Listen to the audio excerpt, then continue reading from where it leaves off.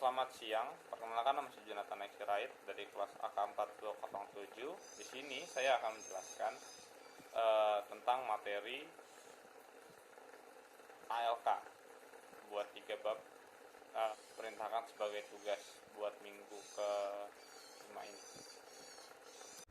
Di sini saya akan menjelaskan tugas analisis laporan keuangan.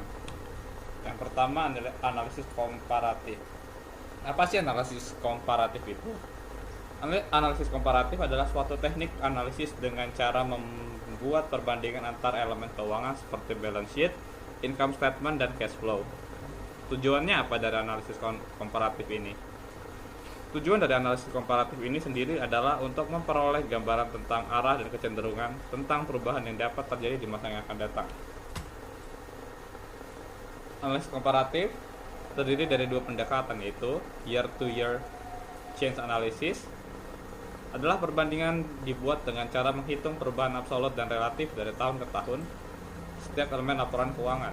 Yang kedua adalah index number trend analysis, perbandingan yang dibuat dengan cara menghitung perubahan relatif tiap elemen laporan keuangan selama beberapa tahun berdasarkan tahun dasar tertentu. Yang biasa menjadi tahun dasar adalah tahun paling awal dari periode kegiatan. Ini contoh pertama, yaitu dari year to year change analysis. Rumusnya itu perubahan absolut dibagi tahun dasar dikali 100%. Contohnya kayak gini, kas buat tahun 2016 itu 3.200, sedangkan buat 2017 itu 3.400. Perubahan absolut itu 3.400 dikurangin 3.200 sama dengan 200. Kemudian perubahan absolut itu dibagi sama tahun dasar, jadinya 200 dibagi 3.200 dikali 100%, hasilnya 6,25%. Kemudian buat akun-akun yang lain kayak piutang, persediaan, tanah, mesin, itu juga caranya sama, 900 kurang 1000, kemudian hasil perubahan absolutnya minus 100 dibagi sama 1000 dikali 100%, hasilnya minus 1%. Buat persediaan 600 dikurang 500 hasilnya 100, kemudian 100 dibagi 500 kali 100% hasilnya 2%. Buat tanah 2010 dikurang 2000 hasilnya 10, terus 10 dibagi 2016 dibagi 2000 hasilnya 0,5%. Yang terakhir mesin 2005 dikurang 2000 hasilnya 5, kemudian 5 dibagi 2000 hasilnya 0,25%. Yang kedua, rumus indeks number trend analysis. Rumus dari dianalisis dibagi tahun dasar dikali 100%. Contohnya kayak gini, akunnya kas tahun 2005 kasnya 350 juta, tahun 2006 250 juta, 2007 150 juta, 2008 300 juta, 2009 320 juta. Nah, cara analisisnya itu gampang. Kayak yang 2006 250 juta dibagi 350 juta dikali 100%, hasilnya 71,4%. Nah, kenapa yang 2005 itu hasil 100%? Karena itu 350 dibagi 350 dikali 100%, hasil jadi 100%. Kemudian buat 2007 juga sama, 150 juta dibagi 350 juta dikali 100%, hasilnya 42,8%. Tahun 2008 juga sama, 300 juta dibagi 350 juta hasilnya 85,7%. Yang 2009 juga sama, 320 juta dikurang 350 juta dikali 100%, hasilnya 91,4%. Kemudian ada analisis common size. Analisis common size adalah teknik analisis yang dilakukan dengan membandingkan suatu elemen laporan keuangan sebagai komponen elemen lain dalam laporan keuangan yang sama. Terus apa tujuan dari analisis common size ini? Tujuannya dari analisis common size ini adalah untuk menilai tepat atau tidaknya kebijakan operasi, investasi, dan pendanaan yang diambil di masa lalu dan pengaruhnya di masa yang akan datang. Ada 3 rumus, yaitu aktiva, pasiva, sama lupa. Buat rumus yang aktiva itu elemen dibagi total aktiva. Contohnya ini kayak gini, ada akunnya itu ada kas, piutang, persediaan, terus ada totalnya, terus ada total yang lancar, terus ada tanah, gedung, mesin, itu total aktivitas tetapnya segitu, terus ditotalin semua. Jadi kayak gini, buat jumlah di si akun kas itu kan 5 juta dibagi sama 199 juta, hasilnya 2,51%. Kemudian piutang juga sama, 8 juta dibagi 199 juta hasilnya 4,2%. 4,02%. Persediaan 16 juta dibagi 199 juta hasilnya 8,04%. Kemudian total aktifanya juga sama, 29 juta dibagi 199 juta hasilnya 14,5%. Kemudian ke bawahnya juga sama, dari buat tanah, gedung, mesin, pemakaian tetap juga caranya sama, yaitu dari jumlahnya itu sendiri dibagi total aktifanya, kemudian kali 100%. Buat yang kedua adalah pasifa. Buat pasifa sendiri, rumusnya itu adalah rumus dari elemen pasifa dibagi sama total pasifanya. Contohnya kayak gini, utang dagangnya itu 110 juta. 10 juta dibagi sama total pasifanya yaitu 117 juta. 117 juta hasilnya itu 8,54%. Kemudian ada utang bank itu 25 juta. 25 juta dibagi 117 juta hasilnya 21,3%. Terus total utang 35 juta dibagi 117 juta hasilnya 29,9%. Buat modal saham, laba ditahan, total modal itu sama. Pokoknya jumlahnya dibagi sama total pasifa tersebut. Yang terakhir ada elemen laba rugi. Buat elemen laba rugi itu rumusnya ya sama, elemen tersebut dibagi sama penjualan. Kalau yang tadi kan dia dari total itu kan paling bawah, ada total pasifa sama total aktiva kan di paling bawah. Sementara kalau buat elemen laba rugi dia itu pakai penjualan yang ada di paling atas. Jadi gini, contohnya 150 buat penjualan sendiri 150 juta dibagi 150 juta hasilnya 100%. Terus buat HPP 80 juta dibagi 150 juta hasilnya 50 juta dibagi 150 juta hasilnya 53,3%. Laba kotor, biaya usaha, biaya bunga, laba sebelum pajak dan pajak itu juga caranya sama. Jadi bisa sama laba setelah pajak. Kayaknya misalnya kayak gini, laba kotor itu 70 juta dibagi 150 juta hasilnya 46,7%. Biaya usaha 20 juta dibagi 150 juta hasil 13,3%. Nah, ada juga analisis rasio. Apa itu analisis rasio? Analisis rasio adalah suatu alat analisis yang digunakan perusahaan untuk menilai kinerja keuangan. Tujuan dari analisis rasio sendiri ini apa? Tujuannya adalah untuk menentukan kinerja tujuan dan strategi, untuk menentukan kinerja tujuan dan strategi perusahaan. Meskipun analisis rasio menghitung nilai masa lalu, tapi dengan menghitung masa lalu kita itu bisa melihat peluang yang akan datang di masa depan gitu. Kemudian ada sewa. Sewa adalah sebuah perjanjian antara penyewa dan pemberi sewa, di mana pemberi sewa memberikan hak untuk menggunakan aset miliknya selama periode tertentu. Sebagai gantinya, penyewa akan membayarkan sejumlah uang pada pemberi sewa. Berikut adalah contoh dari sewa. PT BC melakukan leasing pada tanggal 1 Januari 2015. Masa manfaat aset tersebut adalah 5 tahun. Aset itu didepresiasi dalam waktu 5 tahun dengan metode garis lurus. Sewa merupakan bentuk kontrak yang dapat dibatalkan dengan jangka waktu 5 tahun. Kontrak tahunan dibayarkan setiap 2.505 setiap akhir tahun dengan bunga 8% per tahun. Nah, ini buat schedule amortisasinya. Buat utang awal tahunnya itu kan 10.000. 10.000 tahun kemudian jadi 8.295, 6.454, 4.466 dan 2.319. Bunga itu cara menghitung bunganya itu 10.000 dikali sama bunga per tahunnya. Jadi maksudnya cara menghitung bunganya itu adalah utang awal tahun dikali dengan bunga per tahunnya. Contohnya 10.000 dikali 8% hasilnya 800. Kemudian 2016 juga sama, 8.295 dikali 8% hasilnya 664. 2017 6.454 dikali 8% hasilnya 517. Dan selanjutnya juga sama. Buat pokok pembayaran hutangnya itu dari rumusnya itu total kontrak dikurangin bunga. Total kontraknya tadi kan 2.505, jadinya 2.505 dikurangin 800 hasilnya 1.705. Yang bawah juga sama, 2.505 dikurangi 664 hasilnya 1.841.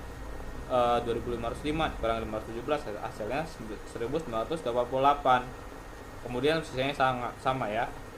Terakhir utang akhir tahun. Utang akhir tahun itu adalah utang awal tahun dikurangin pokok. Pokok itu adalah hasil dari pengurangan total kontrak sama bunga tadi. Jadi utang awal tahunnya itu kan 10.000 contohnya, 10.000 dikurangin 1.705 pokoknya itu jadinya 8.295. Buat tahun selanjutnya juga sama, 8.295 dikurangin 1.841 hasilnya 6.454. 6.454 dikurangin 1.988 hasilnya adalah 4.466. Oke. Kemudian ada pensiun. Pensiun adalah masa di mana seseorang berhenti bekerja karena memasuki usia atau kondisi tertentu sehingga harus diberhentikan atau atas permintaan sendiri. Seseorang yang sedang dalam masa pensiun tidak akan memperoleh pemasukan bulanan, namun berhak atas dana pensiun dari perusahaan tempat bekerja. Di dalam akuntansi sendiri terdapat dua pertanyaan yang sering muncul yang berkaitan dengan pensiun ini. Pertanyaan pertama adalah berapakah biaya untuk periode tertentu? Dan yang kedua, berapakah jumlah kewajiban pemberi kerja serta berapa jumlah kewajiban pensiun yang harus dilaporkan pada laporan keuangan? Ini rumusnya contohnya gini. PT ABC memulai program pensiun tunjangan pasti pada tanggal 1 Januari 2014 yang mencakup 170 karyawan.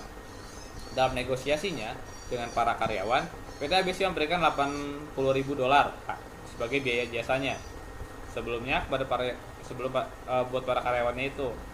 Nah, para karyawan itu dikelompokkan sebagai berikut. Buat tahun ada kelompok A, B, C, D, E. Itu ada tahunnya 2015 sampai 2019. Buat 2015 kelompok A karyawan itu 40, buat 2016 kelompok B karyawannya 20. Kemudian bawahnya seperti itu 2017 40, 2018 50, 2019 20. Yang totalnya adalah 170.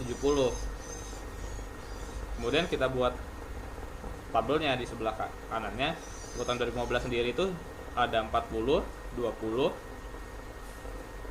40 lagi, 50, 20 dan 170. Nah, buat tahun berikutnya buat 2016, 2017, 2018, 2019 itu dia itu selalu berkurang satu kelompok.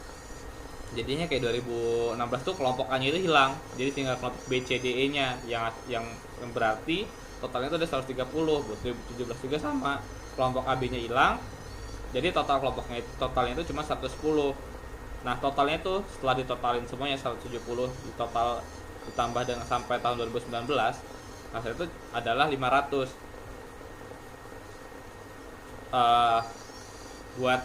Terus kita hitung biaya per tahun masa kerjanya kan, amortisasinya itu sama dengan 170 itu adalah jumlah karyawannya tadi.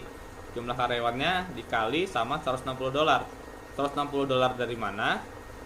$160 itu adalah dari 80.000 dibagi sama 500. 80.000 yang biaya jasanya dibagi sama 500 dari total yang ini tadi, total yang 170 sampai 20 tadi itu.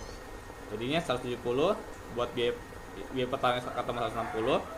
Kemudian buat amortisasinya 170 dikali 160 hasilnya 27.200. Buat tahun berikutnya 2016 sampai 2019 juga sama kayak 130 dikali $160 hasilnya itu 20.800. 110 dikali $160 hasilnya 17.600 seperti itu. Kemudian ada inventory. Inventory itu adalah pencatatan persediaan meliputi segala macam barang yang menjadi objek pokok dan aktivitas perusahaan yang tersedia untuk diolah dalam produksi dan atau dijual. Terdapat 3 macam metode pencatatan inventory. Ada FIFO, first in first out, LIFO, last in first out, dan average. Ini contoh soalnya nih, persediaan awalnya itu 500 tanggal 1 Januari, harga per unitnya 2.000, totalnya itu jadi 2 juta kan pembeliannya. Buat kemudian ada di table berikutnya ada pembelian unitnya ada 300, harga per unitnya adalah 4.000, jadi totalnya 1.200.000. Nah, persediaan siap jual itu adalah dari unit hasil penjumlahan dari unit tersebut, jadi 500 tambah 300 hasilnya 800. Kemudian totalnya juga ditambahin dari 2 juta tambah 1.200 hasilnya 2.200.000. Nah, ini ada soalnya nih. Misalkan terjadi penjualan sebanyak 200 unit dengan harga 5.000 per unit, hitung persediaan dengan menggunakan metode FIFO, LIFO, dan average. Karena kita menggunakan metode unit FIFO yaitu first in first out, maka COGS yang digunakan adalah harga persediaan awalnya, persediaan awal Januari itu. Penjualan dikali harga per unitnya 5.000 sementara 1 juta. COGS nya 200 dikali 2.000 yang persediaan harga awal tadi hasilnya 400.000. Kemudian total tersebut dikurangin, jadi gross profitnya 600.000. Kemudian tabel yang bawahnya persediaan akhirnya itu 800 unit, COGS nya tadi 200 unit, 800 dikurang 200 adalah 600, jadi persediaan akhirnya itu 600 unit. Harga per unit dari COGS nya 2.000, harga per unit dari persediaan akhirnya itu 3.000. Jadi totalnya itu 2.200.000 dikurang 400.000 sama dengan 1.800.000.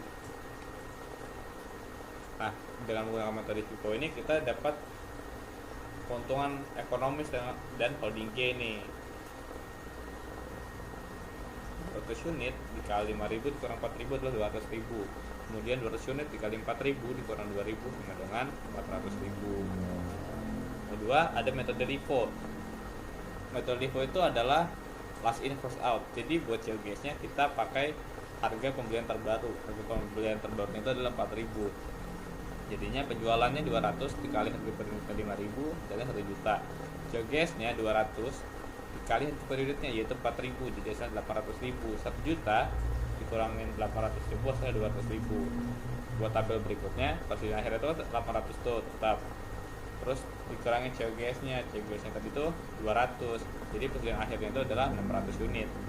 Harga dari COGS-nya itu 4.000, jadi 2.000 dikali 200 dikali 4.000 hasilnya 800.000. 2.200.000 dikurangin 800.000 hasilnya 1.400.000, sama dengan persediaan akhirnya. Persediaan akhirnya itu 600 unit kali 2.333 hasilnya adalah 1.400 juga. Saya adalah rumus average. Kalau misalnya average COGS bagi unitnya jadinya 2.200.000 bagi 800 unit hasilnya 2.750. Penjualannya 200 unit dikali harga per unitnya 5.000, jadi totalnya 1 juta. COGS-nya 200 unit dikali harga per unitnya 2.750, jadi hasilnya 450.000. Setelah 1 juta dikurangi 550.000 hasilnya 450.000. Itulah gross profitnya. Kemudian persediaan akhirnya itu 800 unit, COGS-nya 200 dikali harga per unitnya 2.750, jadinya 550.000. Nah, persediaan akhirnya itu 800 dikurangi 200 hasilnya 600 unit. Harga per unit juga 2.750, jadinya 600 dikali 2.750 sama dengan 1.650.000, sama dengan total dari 2.200.000 dikurangin 550.000 yaitu 1.650.000. Kemudian ada depresiasi. Depresiasi adalah konsekuensi dari pemakaian aktiva tetap dan aset tersebut biasanya mengalami penurunan kualitas. Menurut penalaran umum, depresiasi merupakan cadangan ditujukan untuk membeli aset baru demi menggantikan aset lama yang sudah tidak produktif. Sementara itu, menurut akuntansi, depresiasi ialah pengalokasian dana yang diperoleh dari aktiva tetap ke dalam biaya pokok produksi atau beban operasional yang disebabkan pemakaian aktiva.